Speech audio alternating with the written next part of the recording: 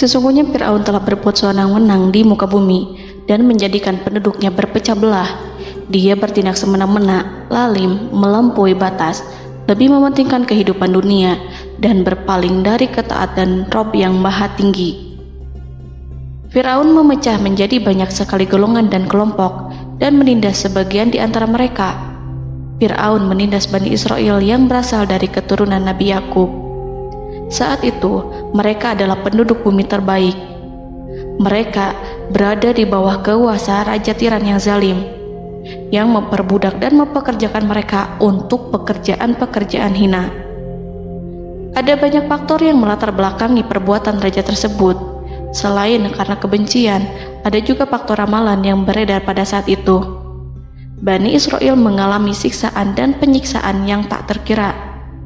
Nabi Musa diutus oleh Allah Subhanahu wa Ta'ala untuk membebaskan Bani Israel dan telah berulang kali memperingatkan Fir'aun agar membebaskan kaumnya. Namun Fir'aun tetap bersikeras dan menolak. Suatu hari Allah Subhanahu wa Ta'ala memerintahkan Nabi Musa untuk kembali kepada Fir'aun dan menunjukkan mukjizat. Di sana Nabi Musa menunjukkan beberapa mukjizat, termasuk mengubah tongkatnya menjadi ular raksasa dan di tangannya mengeluarkan cahaya. Namun Fir'aun tetap ingkar, dan dari situlah awal mula kehancuran Fir'aun dan pengikutnya. Tentang bagaimana detail kisah lengkapnya serta kelanjutan nasib Fir'aun, dari mana awal mula keangkuhan Fir'aun sampai mengakui dirinya sebagai Tuhan, serta dari mana sumber kekayaan Fir'aun yang sampai penasihatnya saja Qorun bisa membangun istana megah, akan dibahas lengkap di sini. Namun sebelum saya melanjutkan kisahnya, dimohon kepada pemirsa untuk menonton video ini sampai selesai, supaya tidak ada kesalahpahaman dalam memahami isi cerita, serta mohon bantu channel ini semakin berkembang dengan cara subscribe dan berikan like serta komen positifnya. Semoga bantuan pemirsa sekalian menjadi amal jariah dan bernilai pahala di sisinya. Bismillahirrahmanirrahim. Fir'aun menguasai seluruh negeri. Seiring dengan makmurnya negeri Mesir, kekuasaan Fir'aun semakin hari semakin bertambah. Fir'aun berkuasa tanpa ada yang berani menentang, dan dia membuat keputusan sesuka hatinya. Bahkan dengan kesombongannya, dia sampai berani mengaku sebagai Tuhan. Gelar Fir'aun Raja Mesir kuno punya pengaruh besar yang diyakini sebagai seorang yang bertanggung jawab untuk melindungi dunia pada saat itu. Fir'aun bukanlah nama seseorang, melainkan sebutan dalam Al-Quran yang merujuk pada seorang Raja Mesir yang sombong, suka menindas, dan sering melampaui batas, yang hidup ketika Nabi Musa alaihi salam bayi sampai dirinya dibinasakan oleh Allah di Laut Merah. Fir'aun merupakan sebuah gelar bagi raja-raja Mesir yang muncul di era New Kingdom. Pendapat Syekh Abdurrahman As-Sadi mengatakan bahwa Fir'aun merupakan gelar yang diberikan kepada raja-raja Mesir, sebagaimana Raja Babil disebut Namrud, Raja Habasyah disebut An-Najasyi, Raja Yaman disebut Al-Qil, atau Raja Persia yang disebut Kisra, penguasa Roma yang dijuluki Kaisar. Sebutan Fir'aun dalam Al-Quran ini menjurus pada Raja Mesir yang hidup pada tahun 1527 sampai 1407 sebelum Masehi. Fir'aun dikhususkan untuk menyebut penguasa Mesir yang membangkang dan tidak beriman kepada Allah Subhanahu wa Ta'ala, sedangkan yang beriman kepadanya dikenal dengan nama Malik, yang saat itu hidup di zaman Nabi Yusuf alaihi salam. Sebagian ahli sejarah mengatakan bahwa penguasa Mesir pada masa Nabi Yusuf disebut Al-Malik atau Raja, tidak disebut Fir'aun, karena kedua penguasa ini berbeda asal daerahnya. Penguasa Mesir pada masa Nabi Yusuf berasal dari Mesir pesisir, sehingga mudah untuk menerima perubahan.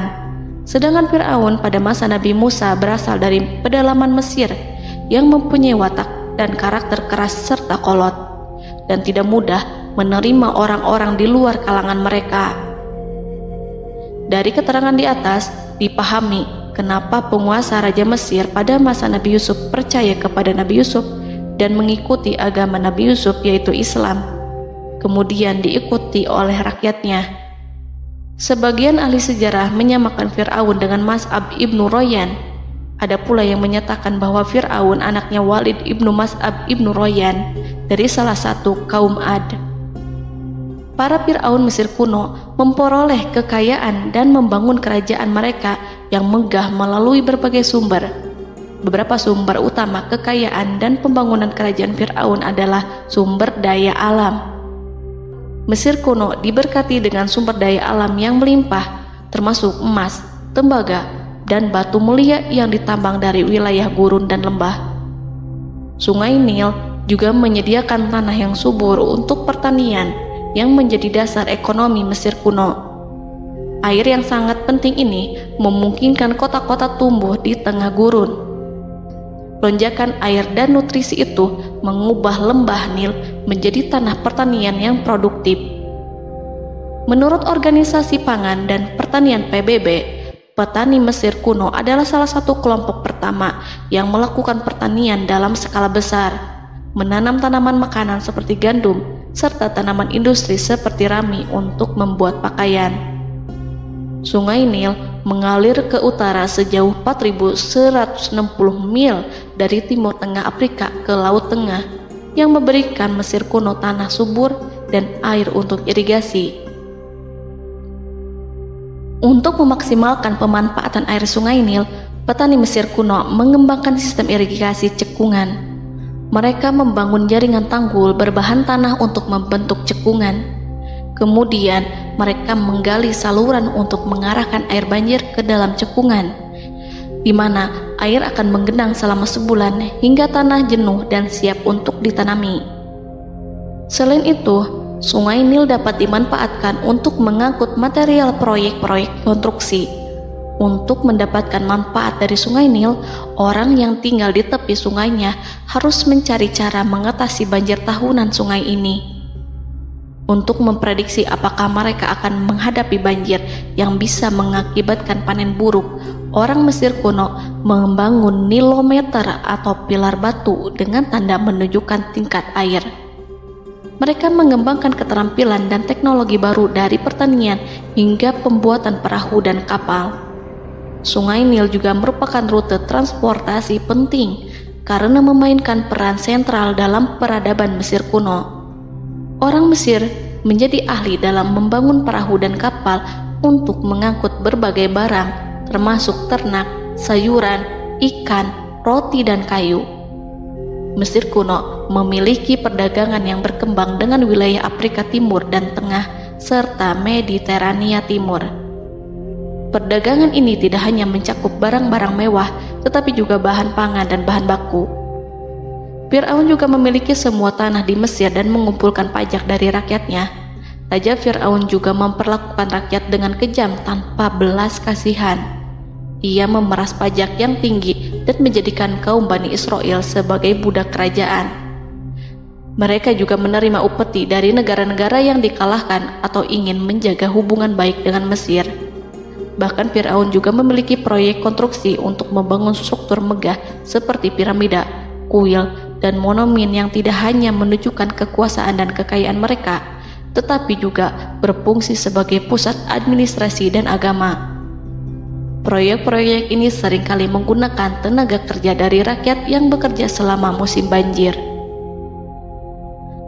Kekayaan dan kerajaan megah Fir'aun merupakan hasil dari pengelolaan sumber daya yang efisien, eksploitasi sumber daya alam, dan kebijakan ekonomi yang cerdas. Ini semua mencerminkan kemajuan teknologi, organisasi sosial, dan kekuatan politik Mesir kuno. Kekayaan para Fir'aun Mesir kuno memang sangat luar biasa dan telah menjadi topik penelitian dan kekaguman selama berabad-abad. Fir'aun juga dikenal karena kehidupan mewah mereka. Sebagai penguasa Mesir kuno, Fir'aun hidup dengan kekayaan dan kemewahan yang hampir tak terbayangkan, yang mencerminkan kekuasaan dan status mereka. Mereka menghiasi diri mereka dengan aksesoris yang rumit dan gemerlap, serta mengenakan simbol otoritas dan kekuasaan tradisional. Dan Allah memberikan kepada Fir'aun berupa istidratuhul afiyah, yakni hidup sekian lama tanpa pernah merasakan sakit. Allah Subhanahu wa Ta'ala mengaruniai Fir'aun untuk bisa hidup selama 400 tahun tanpa sakit.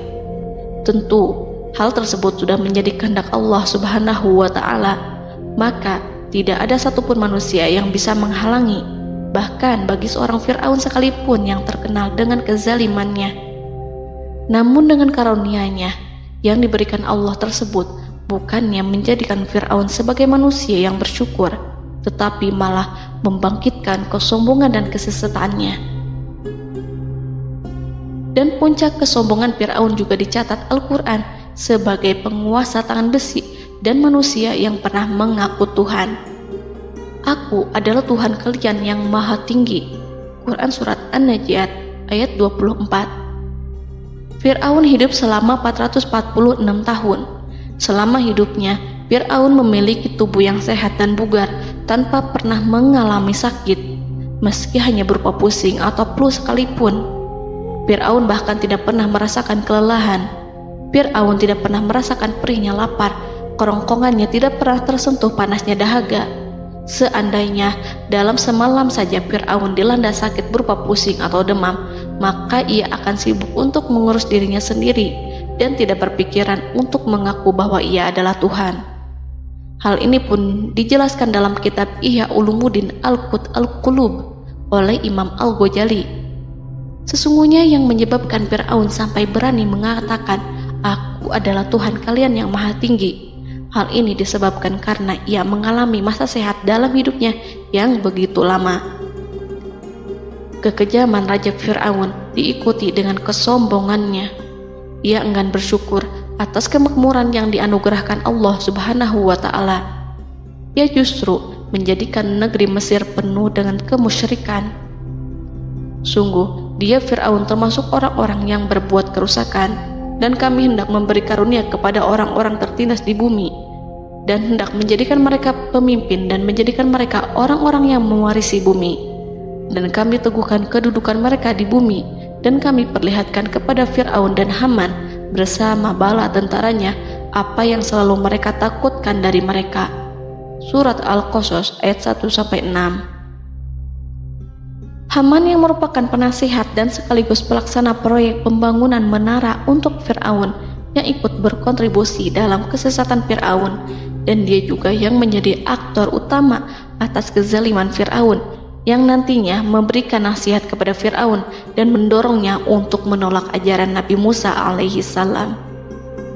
Faktor yang mendorong Fir'aun melakukan tindakan keji ini adalah Bani Israel yang mempelajari suatu hal yang mereka riwayatkan dari Ibrahim, bahwa suatu saat nanti akan lahir seorang anak Bani Israel yang akan menghancurkan kekuasaan Raja Mesir. Berita gembira ini terjadi saat insiden antara Sarah, istri Nabi Ibrahim alaihissalam, dengan Raja Mesir yang saat itu berniat jahat terhadap Sarah. Namun Allah menjaganya. Berita gembira ini santer terdengar di antara Bani Israel. Kaum Kipti juga membicarakan berita ini, hingga sampailah juga ke telinga Fir'aun. Sebagian amir dan orang-orang dekat Fir'aun menyampaikan hal itu kepadanya saat tengah berbincang pada malam hari. Waktu itu Fir'aun langsung menginstruksikan untuk membunuh seluruh anak laki-laki Bani Israel untuk mengantisipasi kelahiran anak yang dimaksud. Tapi apa boleh buat, kewaspadaan sama sekali tidak bisa menghindari takdir. Suatu ketika Fir'aun bermimpi seakan-akan api datang dari arah Baitul Maqdis lalu membakar semua rumah Mesir dan seluruh kaum Kipti. Namun, api tersebut tidak membahayakan Bani Israel. Saat bangun, Fir'aun merasa takut oleh mimpi itu. Ia kemudian mengumpulkan seluruh paranormal dan tukang sihir. Fir'aun bertanya kepada mereka terkait mimpi itu. Mereka berkata, akan lahir seorang bayi laki-laki dari kalangan Bani Israel yang akan menghancurkan penduduk Mesir. Sebab itulah Fir'aun memerintahkan untuk membunuh anak laki-laki dan membiarkan hidup anak perempuan. Fir'aun sangat mewaspadai agar Musa tidak lahir, hingga menunjuk sejumlah laki-laki dan dukun beranak berpatroli memeriksa para wanita hamil dan mendata waktu kelahiran mereka. Jika ada yang melahirkan anak laki-laki, si bayi langsung disembelih oleh para algojo seketika itu juga. Allah berfirman, kami mengilhamkan kepada ibu Musa, susuilah dia Musa, jika engkau khawatir atas keselamatannya, hanyutkanlah dia ke sungai Nil dalam sebuah peti yang mengapung. Janganlah engkau takut dan janganlah pula bersedih. Sesungguhnya kami pastikan mengembalikan kepadamu dan menjadikan sebagai salah seorang rasul. Surat Al-Qasas ayat 7. Pada saat itu, ibu Musa yang bernama Ayarika, ada juga yang menyebut Ayah Zakat, merasakan kesedihan yang amat dalam dan sudah mengantisipasi sejak pertama kali mengandung Musa. Kehamilannya ini memang tidak terlihat. Harun lahir pada tahun ketika hukuman mati bagi lelaki tidak berlaku, sementara Musa lahir pada tahun di mana bayi laki-laki harus dibunuh. Saat melahirkan, ibunya mendapat ilham agar Musa kecil diletakkan di dalam peti yang diikat dengan tali. Rumahnya tepat di hulu sungai Nil. Ia menyusui Musa, kemudian ketika khawatir pada seseorang, ia meletakkan Musa di peti itu, lalu dilepaskannya ke lautan, sementara talinya tetap dipegang. Setelah semua orang pergi, ia tarik kembali peti itu. Namun suatu hari, ibu Musa melepaskan peti itu, tetapi dia lupa tidak mengikatnya dengan tali, sehingga peti berisi Musa kecil itu hanyut bersama aliran sungai Nil hingga melintas tepat di depan istana Fir'aun. Selir-selir Fir'aun itu memungut peti dalam kondisi tertutup rapat. Mereka tidak berani membukanya. Peti itu kemudian diletakkan di depan istri Fir'aun, Asiyah binti Muzahim. Ada pendapat yang mengatakan bahwa Asiyah berasal dari Bani Israel dari keturunan Musa. Saat membuka penutup peti dan menyingkap tirai penutupnya, Asiyah melihat wajah Musa kecil memancarkan sinar-sinar nubuah kemuliaan. Begitu melihatnya, Asiyah langsung jatuh hati dan sangat mencintainya. Saat Fir'aun tiba, ia berseru, "Apa ini?" Kemudian ia memerintahkan untuk menyembelihnya, tetapi sang istri meminta agar bayi tersebut diberikan kepadanya. Sang istri berkata, "Dia adalah penyejuk mata hati bagiku dan bagimu." Fir'aun menimpali, "Iya, bagimu, tapi bagiku tidak. Aku tidak memerlukan bayi itu." Petaka memang selaras dengan tutur kata. Kata-kata istri Fir'aun, mudah-mudahan dia bermanfaat kepada kita. Allah memberikan manfaat yang ia harapkan. Di dunia, Allah memberikan hidayah padanya melalui sosok Musa, dan di akhirat, Allah menempatkan dia di surganya karena Musa. Atau kita ambil dia menjadi anak. Keduanya pun mengadopsi Musa karena mereka berdua tidak punya anak. Perkataan Asiyah ini diabadikan dalam Al-Quran surat Al-Qasas ayat 9. Dan berkatalah istri Fir'aun, "Ia adalah penyejuk mata hati bagiku dan bagimu. Janganlah kamu membunuhnya. Mudah-mudahan ia bermanfaat kepada kita, atau kita ambil ia menjadi anak, sedangkan mereka tidak menyadari."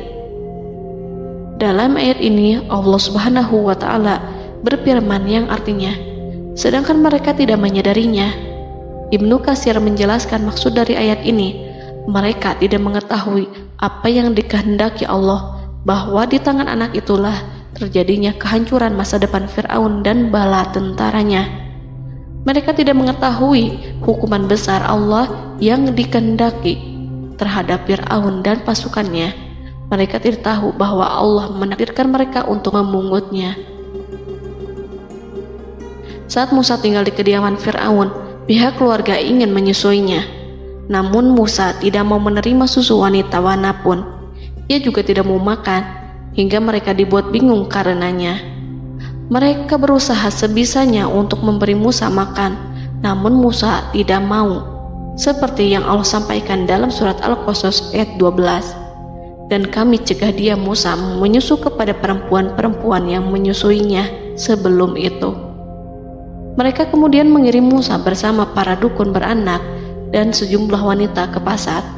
Mungkin Musa mau menyusu pada seorang wanita di sana.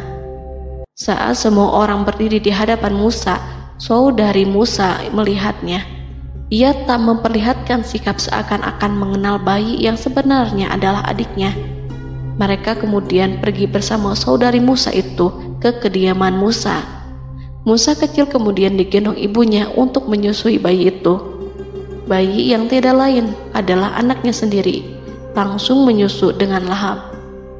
Melihat hal itu, mereka merasa sangat puas dan gembira. Mereka pun melaporkan peristiwa yang sangat menggembirakan itu kepada Asia.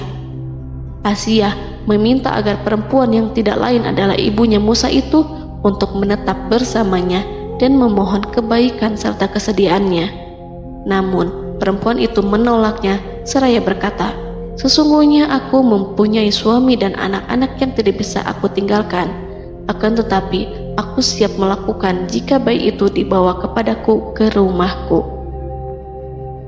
Akhirnya Asia mengutus ajudan kerajaan untuk menyerahkan bayi itu kepada ibunya Musa untuk disusui secara rutin. Asia kemudian memberikan berbagai macam fasilitas kepada ibu Musa, berupa biaya nafkah sehari-hari, pakaian-pakaian bagus, dan beberapa hadiah istimewa yang lainnya sebagai kompensasi upah menyusui bayi itu. Akhirnya, Musa kecil kembali ke pangkuan ibunya dan berada di bawah asuhannya. Allah telah menyatukan kembali bayi yang bernama Musa itu dengan ibunya sendiri. Fir'aun tidak akan menyangka jika Allah telah mempersiapkan sesuatu yang besar lewat kehadiran Musa kecil di kerajaannya. Sang raja bengis lagi terpedaya oleh banyaknya pasukan yang dimiliki, kekuasaan, dan luasnya kerajaan yang maha agung yang tak terkalahkan, dan takdirnya tak bisa ditentang. Allah telah memutuskan bahwa bayi itu yang dia dan pengikutnya waspadai keberadaannya itu hingga dengan bengis membunuh banyak sekali nyawa yang tak terhitung jumlahnya.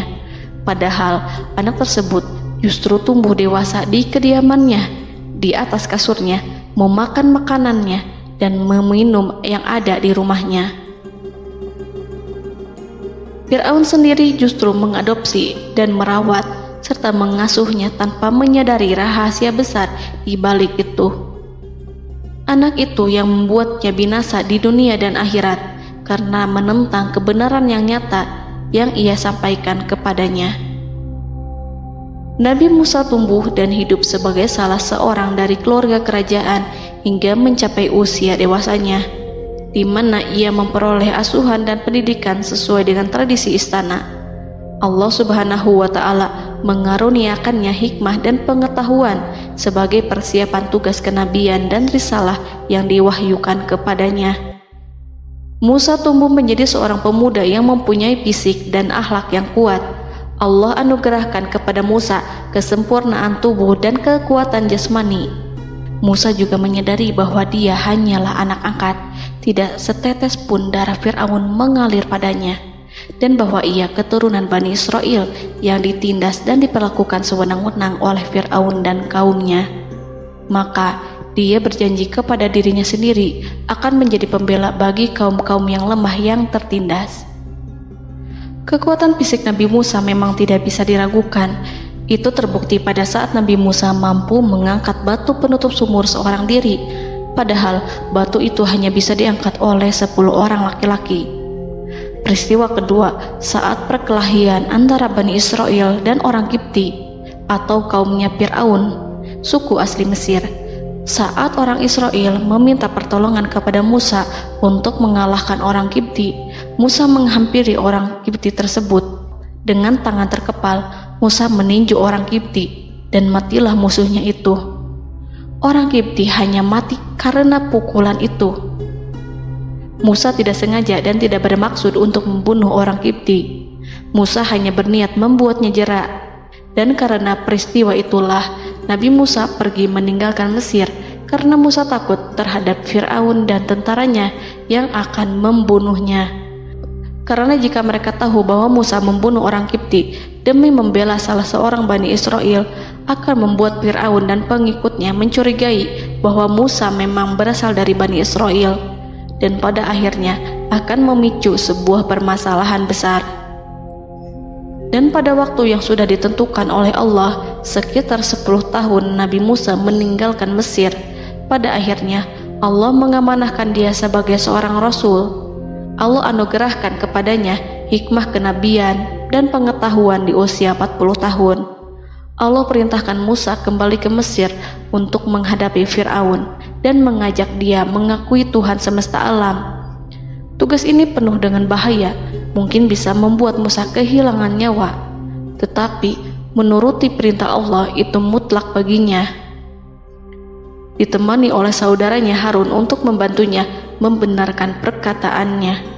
Lidah Musa cedal karena bara api yang pernah diletakkan di lidahnya saat Fir'aun hendak menguji akalnya setelah menarik jingat Fir'aun hingga berdarah.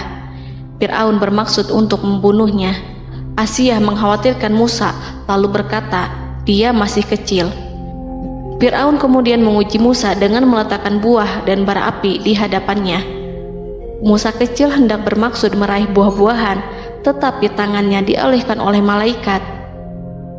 Lalu Musa mengambil bara api dan ia letakkan di lidahnya.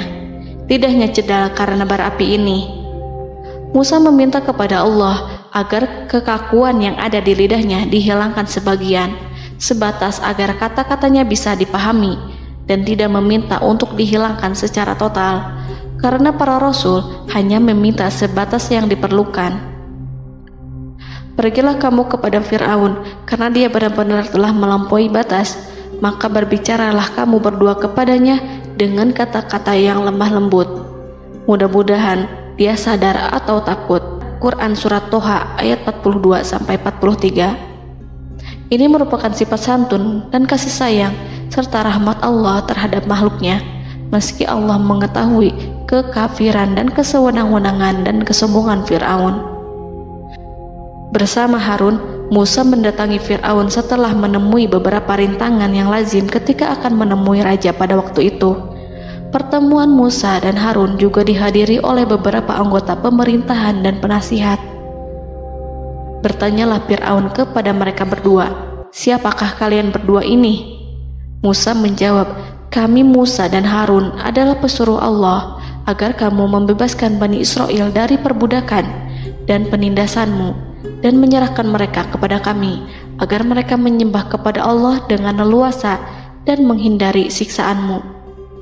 Fir'aun segera mengenal Musa dan berkata kepadanya, bukankah engkau Musa yang sudah kami asuh sejak bayimu dan kami asuh dalam istana sampai usia remajamu dan mendapat pendidikan serta pengajaran yang menjadikan engkau pandai? Dan bukankah engkau yang melakukan pembunuhan terhadap diri daripada seorang dari golongan kami? Sudahkah engkau lupa terhadap itu semua dan tak ingat akan jasa kami kepadamu? Musa menjawab, bahwasannya engkau telah mengurus aku sejak kecil.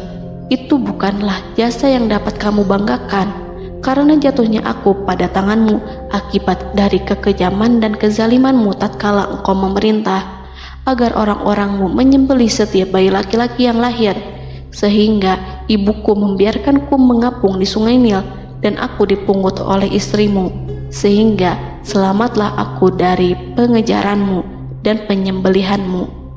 Dan kebaikan yang engkau sebutkan itu sebanding dengan perlakuanmu terhadap sebuah suku bangsa besar, yaitu Bani Israel secara keseluruhan, karena engkau telah menindas dan menjadikan mereka budak-budak untuk melayanimu. Dan mengenai pembunuhan itu merupakan kehilafanku, lalu aku lari darimu karena aku takut kepadamu. Namun peristiwa itu merupakan rahmat dan hikmah yang terselubung bagiku, sebab dalam perantauanku setelah aku melarikan diri dari negerimu ini, Allah Subhanahu wa Ta'ala mengaruniakanku dengan hikmah ilmu dan mengutus aku sebagai rasul. Maka dalam rangka tugasku sebagai rasul, datanglah aku kepadamu atas perintah Allah untuk mengajak engkau dan kaummu untuk menyembah Allah dan meninggalkan kezaliman serta penindasanmu terhadap Bani Israel yang kau pekerjakan dan perbudak mereka untuk melakukan pekerjaan dan melayanimu. Fir'aun bertanya, siapakah Tuhan yang engkau sebut-sebut itu, hai Musa? Adakah Tuhan di atas bumi ini selain aku yang patut disembah dan dipuja? Musa menjawab, ya, yaitu Tuhanmu dan Tuhan nenek moyangmu, serta Tuhan alam semesta. Fir'aun bertanya, siapakah Tuhan alam semesta itu? Musa menjawab, ialah Tuhan langit dan bumi, dan segala yang ada di langit dan di bumi. Berkatalah Fir'aun kepada para penasehatnya dan para pembesarnya, sesungguhnya Rasul yang diutus kepada kamu ini adalah seorang yang gila. Kemudian ia balik bertanya kepada Harun dan Musa, siapakah Tuhan kamu berdua? Akulah Tuhanmu yang paling tinggi. Surat An-Najiat ayat 23-24. Dan Fir'aun berkata, wahai para pembesar kaumku, aku tidak mengetahui ada Tuhan bagimu selain aku. Quran Surat Al-Qasas ayat 38. Fir'aun menentang, padahal ia tahu bahwa ia adalah hamba yang diatur, dan Allah lah yang menciptakan dan memberi bentuk rupa. Dan mereka mengingkarinya karena kezaliman dan kesombongannya, padahal hati mereka meyakini kebenarannya. Maka perhatikanlah bagaimana kesudahan orang-orang yang berbuat kerusakan. Quran Surat An-Naml ayat 14. Fir'aun beralih memakai kekuasaan dan wibawa yang ia miliki. Fir'aun berkata, jika engkau menyembah Tuhan selain aku akan memasukkanmu ke dalam penjara. Musa berkata, apakah engkau akan melakukan itu sekalipun aku tunjukkan kepadamu suatu bukti yang nyata? Fir'aun menjawab, tunjukkanlah sesuatu yang nyata itu. Maka Musa melemparkan tongkatnya. Tiba-tiba tongkat itu menjadi ular besar, dan Musa mengeluarkan tangan dari dalam bajunya. Tiba-tiba tangan itu menjadi putih bercahaya. Saking ketakutannya hingga membuat Fir'aun terkena diare. Dalam sehari lebih dari 40 kali buang air. Namun Fir'aun sebagai raja yang mengaku Tuhan tentu tidak akan begitu saja menyerah kepada Musa, walaupun telah diperlihatkan 2 mukjizat. Bahkan Fir'aun berkata kepada kaumnya yang dikhawatirkan terpengaruh oleh mukjizat Musa, bahwa apa yang dilakukan Musa merupakan sihir, dan Musa Harun adalah ahli sihir yang datang dengan maksud menguasai Mesir. Salah satu penasehatnya, yaitu Haman, mengusulkan agar mengumpulkan semua ahli sihir dari berbagai penjuru kerajaan untuk bertanding mematahkan sihir Musa, yang tanpa pikir panjang Fir'aun setujui. Fir'aun pun berkata kepada Musa, apa yang kau bawa ini adalah sihir. Kami akan melawanmu dengan sihir yang sama. Fir'aun pun kemudian meminta Musa untuk bertemu pada waktu dan tempat yang disepakati, dan langsung disetujui Nabi Musa tanpa ragu sedikit pun. Inilah salah satu tujuan terbesar Musa untuk memperlihatkan ayat-ayat hujah dan bukti-bukti nyata Allah di hadapan halayak ramai. Dengan berbekal pertolongan Allah, Musa yakin akan menang melawan para ahli sihir itu. Maka pada waktu yang sudah ditetapkan, yakni pada permulaan hari, saat cahaya matahari mulai terik menyengat, sehingga kebenaran akan terlihat terlebih jelas dan nyata, orang-orang berbondong-bondong menuju tempat yang sudah ditentukan untuk melihat pertandingan sihir yang sudah dihadiri ribuan tukang sihir. Menurut Muhammad bin Ka'ab, mereka berjumlah 80.000 ahli sihir. Mereka sudah dijanjikan hadiah dan uang yang besar jika berhasil mengalahkan Musa. Para penyihir istana berkata, wahai Musa, apakah engkau yang mau lebih dahulu ataukah kami? Musa menjawab, silahkan kalian lebih dahulu. Maka ketika tali-tali dan tongkat-tongkat ahli sihir dilemparkan, tiba-tiba berubah menjadi seakan-akan ia merayap cepat karena sihir mereka. Ada rasa takut yang menyelimuti hati Musa, takut jika orang-orang terkena fitnah sihir dan tipu daya mereka. Namun Allah langsung menguatkan Musa dan berkata, yang diabadikan dalam Quran Surat Toha ayat 65-69. Janganlah engkau takut, sungguh engkaulah yang unggul, dan lemparkanlah apa yang ada di tangan kananmu, niscaya ia akan membuat. Apa yang mereka buat itu hanyalah tipu daya tukang sihir belaka, dan tidak akan menang tukang sihir itu dari manapun ia datang. Saat Musa melemparkan tongkat, tongkat itu berubah menjadi ular besar yang memiliki kaki, berleher besar, dan bentuk yang menakutkan, hingga semua orang lari dan menjauh. Ular itu kemudian menelan tali-tali para tukang sihir dengan satu persatu dengan gerakan super cepat. Semua orang melihatnya dengan penuh keheranan, sementara para tukang sihir mereka tercengang dan bingung kala melihatnya. Mereka melihat sesuatu yang sama sekali tidak pernah terlintas di benaknya dan juga berada di luar bidang yang mereka kuasai. Saat itulah mereka tahu pasti bahwa yang mereka lihat itu bukanlah sihir, sulap, khayalan ilusi ataupun kebohongan semata, tetapi sebuah kebenaran yang hanya bisa dilakukan oleh Yang Maha Benar, yang mengutus mukjizat tersebut dengan benar. Allah menyingkap tabir kelalaian dari hati mereka, menyinarinya dengan petunjuk yang Ia ciptakan dan menyingkirkan gumpalan keras di hatinya. Mereka segera bertaubat dan tunduk sujud kepadanya. Dengan lantang mereka mengatakan kepada semua yang hadir tanpa memperdulikan hukuman ataupun siksaan apapun, "Kami beriman kepada Rob seluruh alam, yaitu Tuhannya Musa dan Harun."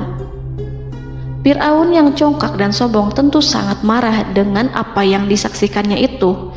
Ketika melihat ahli-ahli sihirnya begitu cepat menyerah dan mengakui kekalahan kepada Musa, bahkan menyatakan beriman kepada Tuhan Musa dan Harun.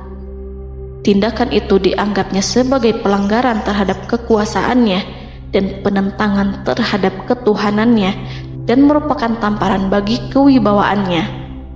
Fir'aun berkata kepada mereka, "Apakah kalian telah beriman kepada Musa sebelum aku memberi izin? Kenapa kalian tidak terlebih dahulu bermusyawarah kepadaku sebelum melakukan tindakan keji di hadapan rakyatku ini? Dia itu pemimpinmu yang mengajarkanmu sihir, dan bukankah ini adalah persengkongkolanmu terhadapku? Musa dapat mengalahkan kamu sebab ia mungkin merupakan guru dan pembesar yang mengajari sihir kepadamu, dan kamu telah mengaturnya, dan sandiwaramu ini tak akan kubiarkan. Akan kupotong tangan dan kakimu secara bersilang, dan sungguh aku akan salib kamu pada pangkal pohon kurma sebagai balasan dan hukuman atas pengkhianatanmu ini." Walaupun melihat langsung kebenarannya, Fir'aun tetap tidak percaya. Dia tidak suka keyakinan para penyihir terhadap Musa. Para penyihir itu yang telah mengakui keimanan mereka kepada Allah tak merasa gentar ataupun takut, karena ketika para tukang sihir itu sujud, mereka melihat rumah dan istana-istana di surga yang telah dipersiapkan untuk mereka. Semuanya dirias untuk menyambut kedatangan mereka. Karena itu, mereka tidak peduli dengan ancaman Fir'aun.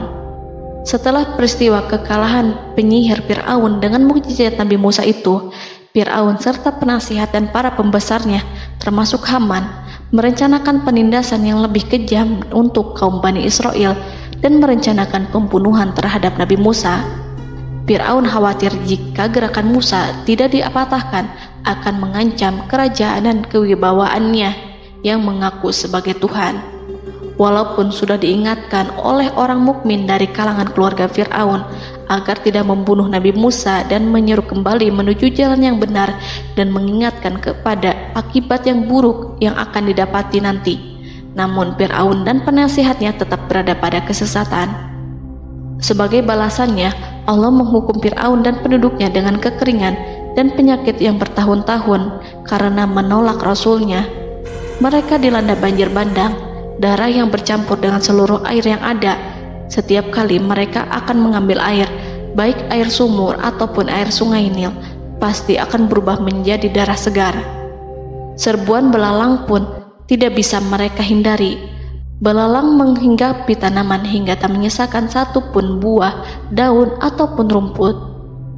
Serangan hama dan wabah katak juga mengerumuni mereka hingga berjatuhan di makanan, wadah-wadah, sampai-sampai ketika ada yang membuka mulut untuk makan ataupun minum, pasti ada katak yang jatuh di situ. Semua hukuman itu hanya menimpa Fir'aun dan pengikutnya, sama sekali tidak menimpa Nabi Musa dan Bani Israel. Namun mereka tidak belajar ataupun berubah, mereka tetap saja kafir dan hanyut dalam kejahatan.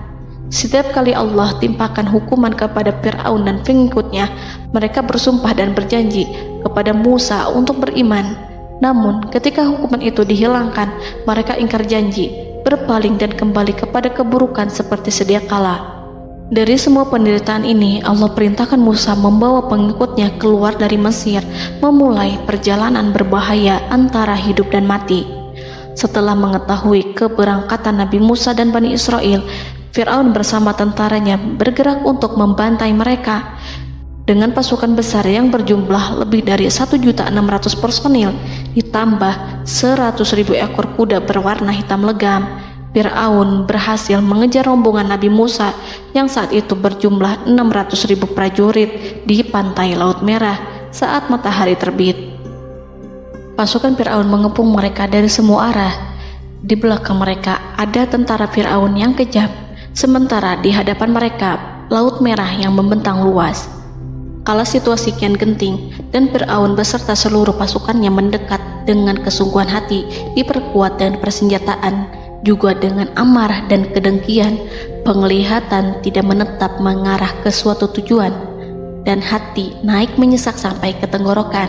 Saat itulah Yang Maha Penyantun lagi kuasa, Rob Arsy yang mulia, mewahyukan kepada Musa, "Pukullah laut itu dengan tongkatmu." Maka tatkala Musa memukulkan tongkatnya ke lautan, laut itu pun terbelah. Air lautan berdiri tegak laksana gunung yang terbelah oleh kuasa yang maha agung, yang bersumber dari zat yang mengatakan kepada sesuatu, "Jadilah," maka jadilah sesuatu itu. Allah memerintahkan angin barat untuk menyapu kerikil-kerikil hitam lautan, hingga dasar lautan berubah menjadi tanah yang kering, yang tidak melekat pada kaki-kaki kuda dan hewan. Allah memerintahkan Musa untuk melintas bersama kaumnya. Mereka segera turun melintas dengan senang. Mereka menyaksikan sebuah hal yang membuat mata tercengang dan memberikan petunjuk pada hati orang-orang yang mukmin. Setelah Musa bersama kaumnya melintas secara keseluruhan dan keluar dari lautan, saat itulah pasukan garis depan Fir'aun baru masuk. Saat itu Musa bermaksud memukulkan tongkat ke lautan agar kondisi laut kembali seperti sedia kala, agar Fir'aun dan pasukannya tidak bisa mengejar. Tapi Allah yang Maha Kuasa dan pemilik keluhuran memerintahkan agar lautan tetap dibiarkan seperti itu, seperti yang ia firmankan. Saat Musa membiarkan lautan dalam kondisi terbelah dan Fir'aun tiba di tepi pantai, ia melihat sesuatu yang dahsyat. Kondisi ini membuatnya tercengang, dan ia tahu betul bahwa apa yang dilihatnya adalah pekerjaan Rob Arsy yang mulia, seperti halnya mukjizat lain yang pernah ia lihat sebelumnya. Fir'aun berhenti dan tidak maju. Ia menyesal karena mengejar Bani Israel dalam situasi seperti ini, di saat penyesalan tiada lagi membawa guna. Namun Fir'aun memperlihatkan sikap tangguh dan kuat di hadapan para pasukannya dan memperlakukan mereka layaknya musuh. Jiwa kafir dan watak Fir'aun mendorong dirinya mengatakan kepada kaum yang ia perdaya hingga patuh dan mengikuti kebatilannya, "Lihatlah bagaimana lautan ini terbelah agar aku bisa mengejar budak-budakku yang melarikan diri dari kekuasaanku, menyimpang dari ketaatanku, dan meninggalkan negeriku." Fir'aun bersembunyi di barisan belakang dengan harapan ia bisa selamat, tapi mustahil ia bisa selamat. Fir'aun terlihat maju mundur. Dan pada kesempatan itu, Jibril menampakkan diri dalam wujud seorang penunggang kuda perawan, lalu melintas di hadapan kuda jantan yang ditunggangi oleh Fir'aun. Kuda yang ditunggangi Fir'aun meringik menghampiri kuda yang ditunggangi Jibril. Fir'aun kemudian masuk ke dalam lautan hingga mendahului kuda dengan tangkas dan cepat. Fir'aun tidak menghindari mara bahaya dari dirinya ataupun mendatangkan manfaat. Mereka segera menyusul hingga semuanya berada di lautan. Setelah bagian depan hendak mencapai tepi, Allah memerintahkan Musa melalui wahyu untuk memukul lautan dengan tongkat. Musa memukul lautan dengan tongkat. Lautan kembali menyatu seperti sedia kala dan menenggelamkan mereka semua. Tak seorang pun yang selamat. Allah menggambarkan tentang bagaimana Fir'aun didengkot orang-orang kafir Kipti tenggelam. Gelombang besar sesekali turun dan sesekali naik membawa Fir'aun. Bani Israel melihatnya dan juga pasukannya, seperti apa siksa dan petaka besar yang Allah timpakan kepadanya dan juga pasukannya, agar Bani Israel senang dan lega. Saat Fir'aun menyaksikan kematian dan mulai sakarat, ia kembali kepada jalan kebenaran dan bertaubat, serta beriman pada saat keimanan tiada lagi membawa guna. Seperti yang Allah sampaikan dalam ayat yang lain, sesungguhnya orang-orang yang dipastikan mendapat ketetapan Rabb-Mu tidaklah akan beriman meskipun mereka mendapat tanda-tanda kebesaran Allah hingga mereka menyaksikan azab yang pedih. Quran Surat Yunus ayat 96-97. Seperti itulah Musa mendoakan keburukan pada Fir'aun dan golongannya agar harta benda mereka dibinasakan, hati mereka diikat sehingga mereka tidak akan beriman hingga melihat siksaan yang pedih, yaitu ketika keimanan tidak ada lagi membawa guna bagi mereka, sekaligus sebagai penyesalan bagi mereka. Allah berfirman kepada Musa dan Harun saat keduanya mengucapkan doa tersebut, sungguh telah diperkenankan permohonan kamu berdua. Quran Surat Yunus ayat 89. Siksaan yang ditimpakan kepada Fir'aun dan pasukannya ini merupakan jawaban atas doa Musa dan saudaranya Harun. Dalam hadis riwayat Imam Ahmad, Rasulullah Shallallahu Alaihi Wasallam bersabda, saat Fir'aun berkata, aku percaya bahwa tidak ada Tuhan melainkan Rabb yang dipercaya Bani Israel, Jibril berkata kepadaku, wahai Muhammad, andai kau melihatku saat mengambil pasir lautan, lalu aku sumpalkan ke mulutnya karena khawatir jika rahmat menghampirinya. Ibnu Abbas dan lainnya mengatakan, sebagian Bani Israel meragukan kematian Fir'aun, bahkan ada yang menyatakan bahwa Fir'aun tidak mati. Allah kemudian memerintahkan lautan untuk mengapungkan jasad Fir'aun. Maka pada hari ini kami selamatkan jasadmu, yaitu dengan mengenakan baju perang yang dengannya kau dikenali, agar engkau dapat menjadi pelajaran bagi orang-orang yang datang setelahmu, yaitu agar kau menjadi bukti bagi Bani Israel atas kekuasaan Allah yang membinasakan Fir'aun. Karena itu, sebagian salaf membaca, kemungkinan yang dimaksud adalah kami menyelamatkan jasadmu beserta baju perangmu agar kau menjadi pelajaran bagi orang-orang setelahmu dari kalangan Bani Israel, dan mereka tahu bahwa kau telah binasa. Wallahu a'lam.